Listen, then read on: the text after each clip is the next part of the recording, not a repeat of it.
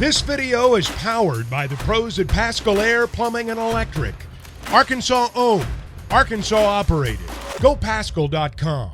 Bill King joining us from WNSR, Nashville Sports Radio. He is the king of college football talk, and we appreciate all his time on Wednesdays. Bill, how are you today?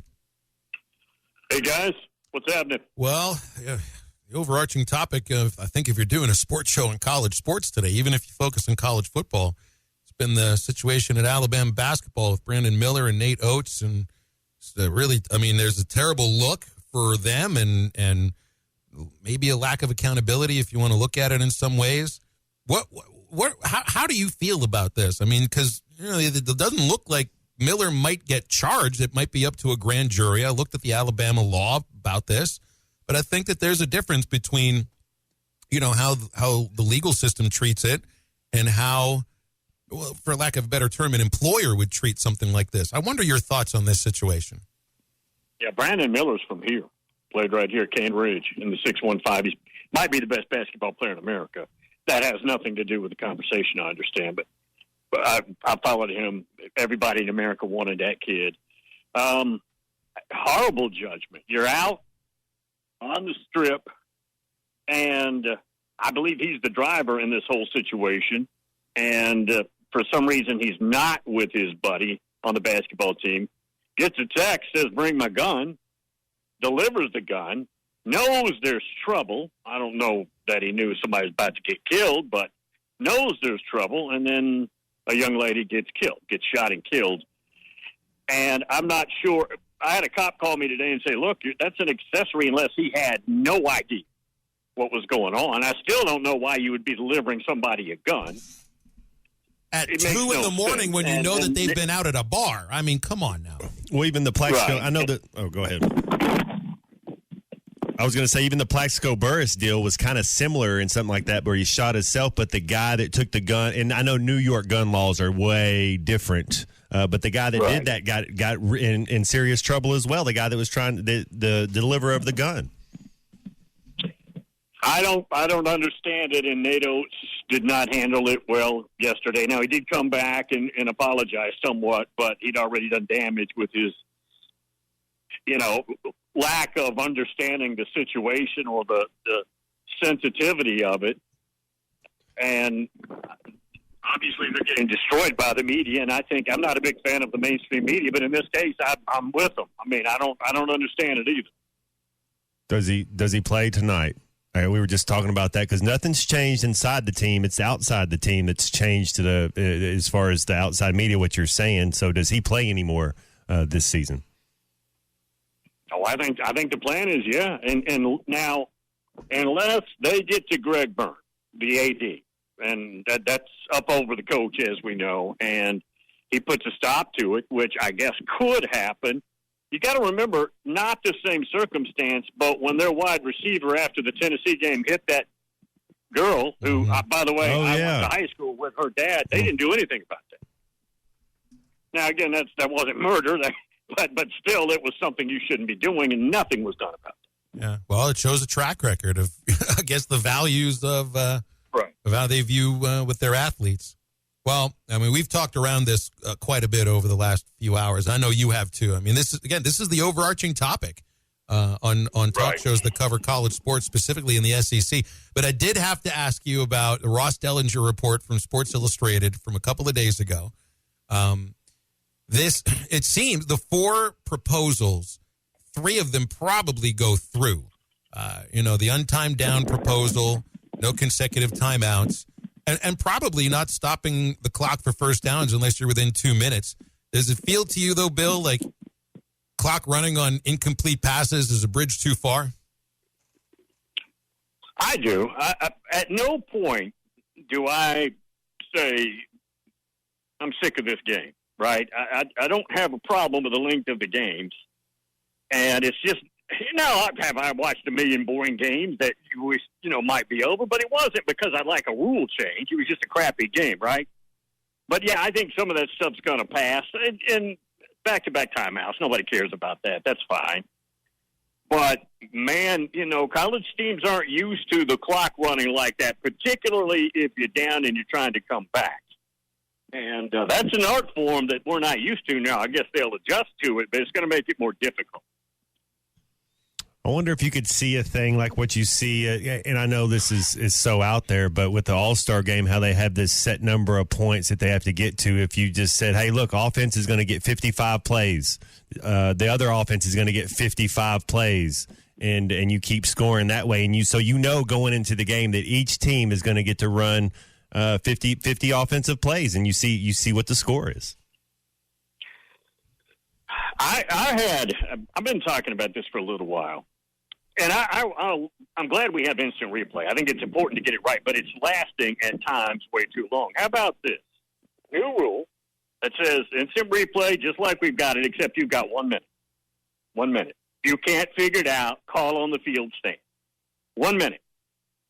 I think how many minutes would that save us over a game and a year? Well, I love the way that how soccer they do it in Europe. There's somebody up there in the booth, and they talk in his earpiece and tell him what's up, and then they keep it going. It's like somebody else. Right. He doesn't have to run over to the half court line and go underneath the curtain and to get this magical ruling. It's just like somebody else up there can already be looking at it and just buzz them down and say, this is what happened.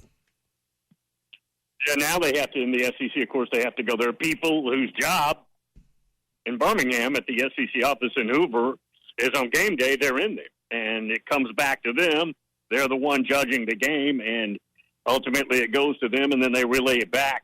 There's got to be a way to tighten that up. And I have an official on my show, Johnny Crawford, who's been an SEC headline judge since the 80s or something, and he even tells me it's way too long.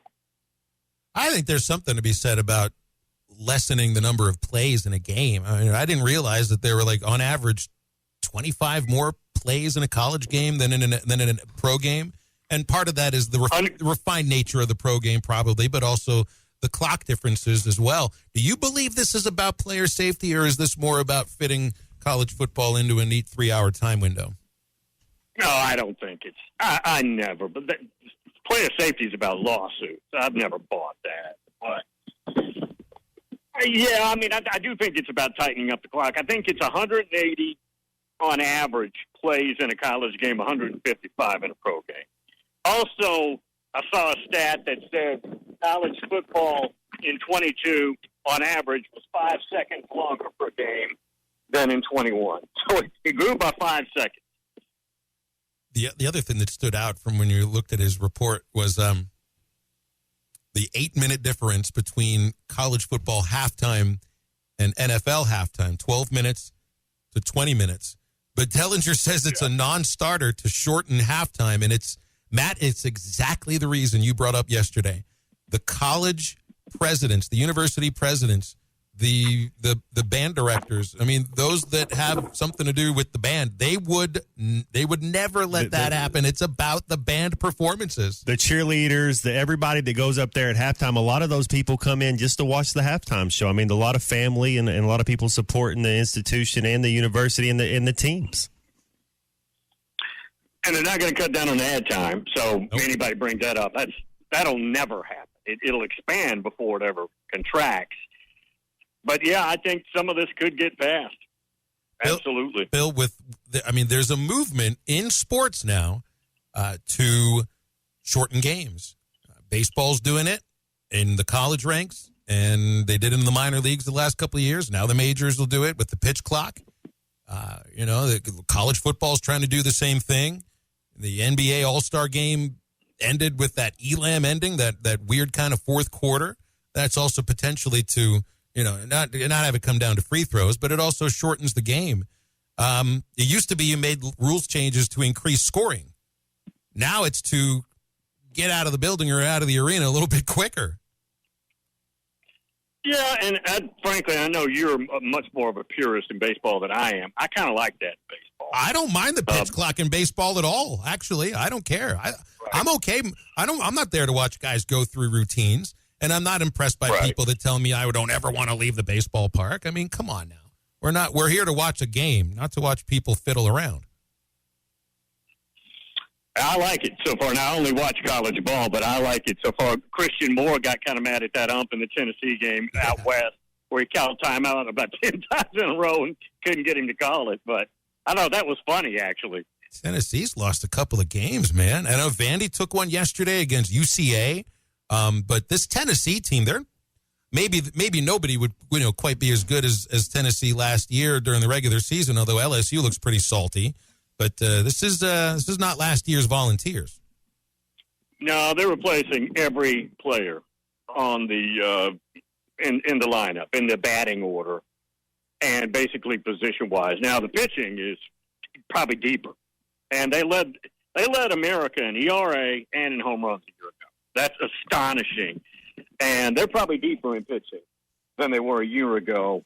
But outside of 1 through 4, 1 through 3, nobody's hitting.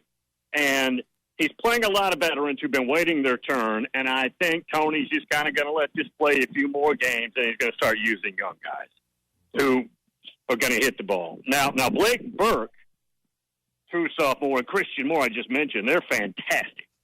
And they're doing it. But Blake Burke is an absolute gorilla. He hit 14 home runs and 95 at-bats last year as a backup. Didn't start a game. And he's already got 2 or 3. He's hitting close to 500. But after that, guys, 5 through 9, they can't bust the grade. And Tony's going to have to fix that. Midweek baseball's weird. I was explaining that to Matt earlier in the show. I mean, isn't it? I mean, midweek baseball, college baseball is. I've described it as the drunkest sport of all the college sports. Part of it is even on the weekends, it's tough to hold leads. It's all about throwing strikes, and college pitchers can be inconsistent. But then there's midweek games, which are just totally different games than on the weekends. It's such a weird, beautiful sport, Bill. Tennessee lost last year when they were destroying everybody. A game they played up around Gatlinburg in one of those minor league field up there against one of the in-state teams. They didn't even have a winning record. And it was a wood bat game. Yeah. They decided to have a wood bat game. So odd. The game. Drunkest sport ever, yeah. Yeah. It was drunk. If you can use a metal bat, but we're just going to use wood just to show that we can do it. Yeah. Maybe you've been tipping it back a little bit too late at night. Bill, I want to ask your where you were. It's the 43rd year anniversary of the Miracle on Ice, and we were talking about some moments in sports, whether it's Michael Jordan, whether it's Michael Johnson at the Olympics, Jack Nicklaus, Tiger Woods. Where were you on the Miracle on Ice? That would be 1980. I would have been a freshman in college, not giving a damn. That's exactly where I was. He didn't. Fair enough. He was only into college football and college sports then too. Probably in a bar doing things I shouldn't have been doing, not knowing what was going on. Bill, Where did you go to school? I wasn't even aware where you went to college. Went to Tennessee for 2 years and then finished at Lipscomb, the team that just took 2 out of 3 from Notre Dame in baseball. Lipscomb, which is in Nashville, with a worthless biochemistry degree. Biochemistry. Wow. Yes. Well, we knew you were really smart. I guess you're a little smarter than I expected, man. My gosh. Biochemistry degree to the king of college football talk. That is not A to Z. It's not necessarily a straight line, is it? I never thought about doing any of this for a living. Never, as a kid, never thought about it. Never even thought about it in college. It just happened later, but yeah, totally useless. That's why I tell my 7 kids, I got 1 in dental school, so they're all going to college. But I don't care if you go to college or not. Look at my degree. Well, Bill, it's not worth a nickel. If this sports radio thing doesn't work out, I think you got something to fall back on, okay? I don't think they'd want me, but anyways. BetOnline remains your number one source for all your sports betting this season. Everything from the NFL and bowl season to esports. You'll find the latest odds, team matchup info, player news, and game trends at BetOnline. BetOnline features live betting, free contests, and live scores for almost any sport or game imaginable. We're the fastest and easiest way to bet on all your favorite leagues and events. Head to betonline.ag to join and receive a 50% welcome bonus on your first deposit. Make sure to use the promo code BELIEVE to receive your rewards. That's BLEAV. BetOnline, where the game starts.